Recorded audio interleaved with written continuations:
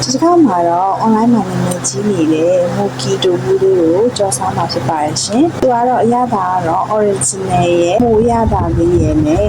ရင်းနှီးရသာဆိုပြီးတော့ရှိပါတယ်ဒီတစ်ခါအသုံးပြုမှာတော့မူရသာတိုဘူးလေးကိုအသုံးပြုမှာဖြစ်ပါတယ်ရှင်တိုဘူးလေးကိုကြော်ဖို့အတွက်ကတော့အတုံးလေးတွေကိုပုံမှန်တုံးလေးတွေတုံးထားပါမယ်ရှင်သူကကြော်လိုက်တဲ့အခါကျလို့ရှိရင်အများကြီးပွားပြီးတက်လာတာမို့လို့တေးသေးလေးတုံးထားတာပိုကောင်းပါတယ်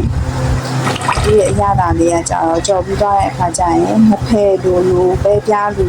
အီလေးနဲ့အရစားကောင်းပါရဲ့ရှင်ထုတ်ကိုတော့နှစ်ခါကြော်စားရပါတယ်ရှင်